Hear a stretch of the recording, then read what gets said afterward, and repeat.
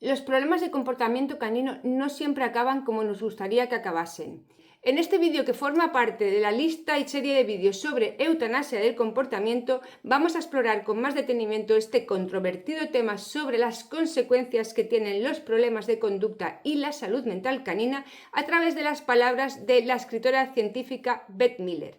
Beth comparte con nosotros su experiencia personal con Sam, un desafiante caso de agresividad y ansiedad canina que la llevó a tomar esta difícil decisión. Este vídeo es un fragmento de su entrevista en el programa Diálogos INMAB, Ecos de Conciencia, y de hecho es el fragmento en el que realmente Beth nos explica con todo lujo de detalles qué lleva a tener que tomar esta decisión y qué supone tener que tomarla y todas las consecuencias a posteriori. El programa íntegro os recomendamos y lo podéis ver en cualquier momento, pero en este vídeo vamos a centrarnos en precisamente qué es tener que tomar la decisión de eutanasiar a tu animal de compañía por un problema de salud mental. Agradecemos a Beth toda su valentía en explicar su historia y su experiencia personal, y de paso recomendamos a todo el mundo leer su libro The Most Painful Choice. Y con esto directamente a escuchar la entrevista. So you're saying it wasn't until the very end, right? So we are talking about behavioral euthanasia, right? So could you explain in your own words what that is? Behavior euthanasia, I believe, is for the pets who have incurable, unmanageable behavior issues that are affecting their quality of life significantly. I think there are different thresholds for owners. I think some owners have a lower threshold than I did as to how much that they will try and tolerate, and I think that's perfectly okay. You know, everyone has their own levels of tolerance. You know, there are many, many pets in shelters who were surrendered because of behavior issues, and they're taken there because their owners don't feel that it's right to euthanize them. So they don't. And, you know, no judgment here. But euthanasia then is for those pets who simply there's no other option. Mm-hmm. Yeah. So talking about that, what do you think it's so hard about this decision? What makes it so hard? To me, it's probably the hardest decision I've ever had to make. I've had to euthanize other pets before, and I thought that was difficult. At the time, I thought that was difficult. I couldn't reconcile how I had the authority to make the decision whether my pet lived or died. But in all of those cases, those pets were old and had significant health problems that were going to take them soon anyway. And so it was really the most humane thing for me to do, to let them go, even though it was difficult.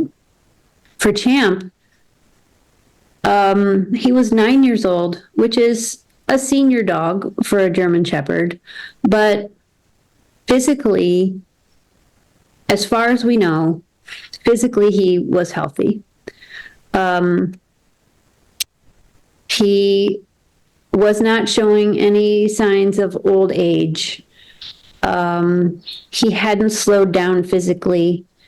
You know, he ate, he liked to be out in the backyard. He did all of the things that a healthy dog does.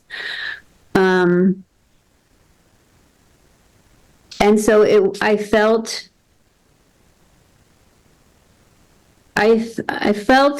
that I was letting him down because there was nothing more that I could do to help him. And, you know, hearing myself say that out loud, I can see how someone would say, well, if your dog has cancer, there's nothing more that you can do to help them. So you're not really letting them down. But cancer is much different in my mind from behavior issues. Yeah. So that has to be really hard, right? Like even like talking with people. Well, but did you try this? Did you try that? But well, let's leave it as that. Or I think there should be a lot of pressure. It was. Right. There was pressure and there was judgment. And honestly, I really didn't tell anyone beforehand, purposely, because people did not understand. I did not share with people what our life was like. I just didn't, because people would not have understood that I scheduled my life around the 6 times a day he needed medication. And that I had to be in a certain place when the mail was delivered so that I could get him away from the front of the house. People just did not, they didn't understand. So I really didn't say anything to anyone. And when I did say, oh, well, we're having some trouble with Champ, they say, well, why don't you try this trainer? Or why don't you try CBD oil? And we were so far beyond CBD oil. You just say thank you. Thank you for your suggestion. But CBD oil was just not the answer to our problem. And it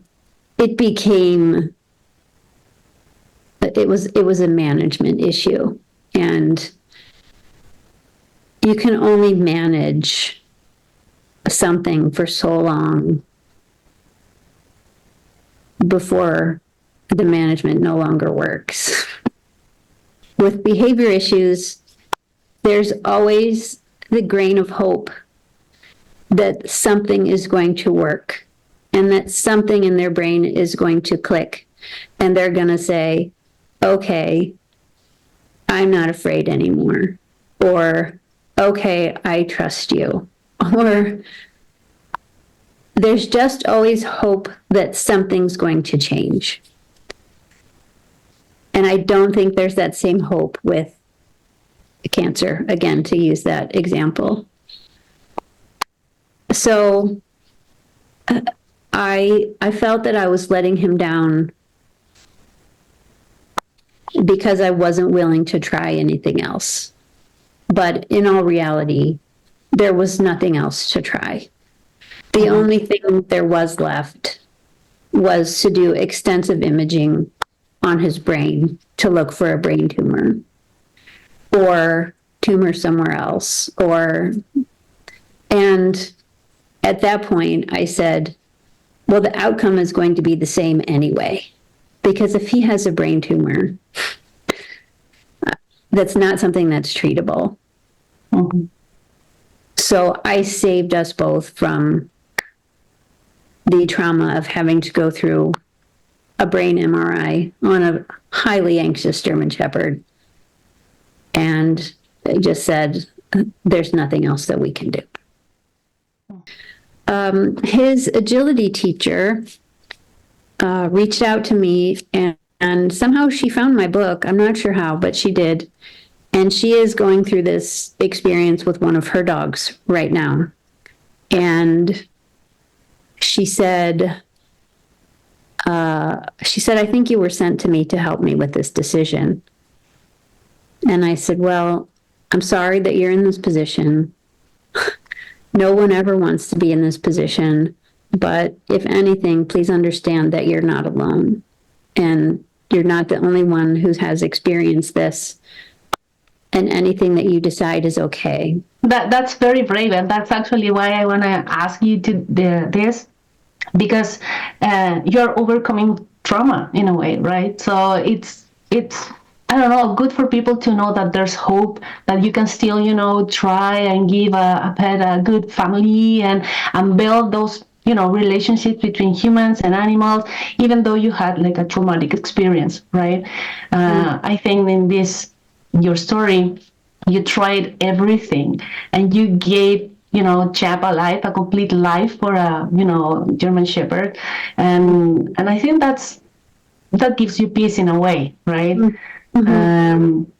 So you were mentioning just now about this situation where you talk with someone that's going through something similar, right? So to expand that, recommendations or your thoughts, what would you say to people in general that are, experiencing something like this? First of all, I would tell them I'm sorry that they're in that position, and it's a position that no one ever wants to be in, and it's a club that no one wants to be a member of. I think that everyone has to decide based on how they feel themselves, as well as what they observe in their pet, what is the best choice in the situation. Mac's teacher said she can't even think about euthanasia for her dog. It just upsets her too much. And so she said she started reading my book and she thought that she could read it from cover to cover.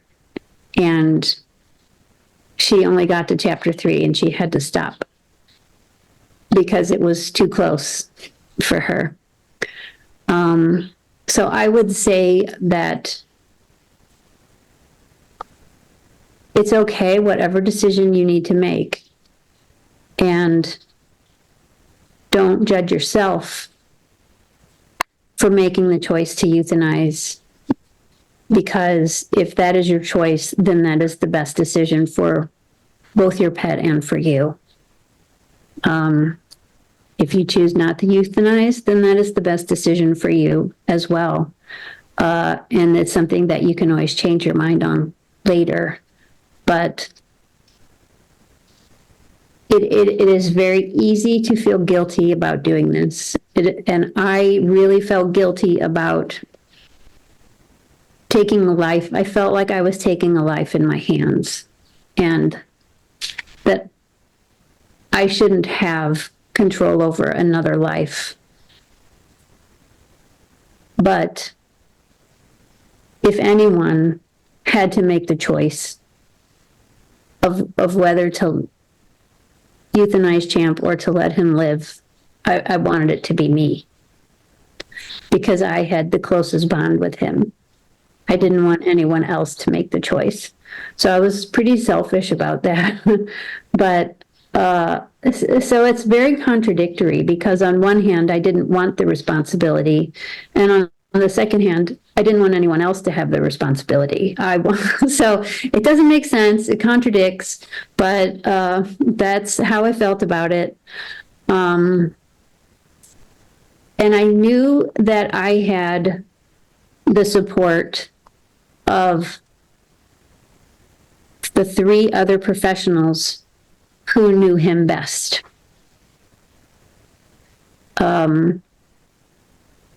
Both of his veterinarians and Linda, the trainer, were the ones who knew him best professionally, and they all said that was the best choice for him. Mm-hmm. And that helped to solidify my own decision. Mm-hmm. And then I would say to people who have had to go through this, don't be afraid to get another pet. Don't be afraid to get another rescue pet. The likelihood of experiencing this again is very low.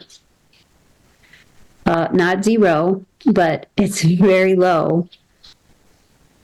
And you'll never know how much another pet can heal you unless you give it the opportunity to.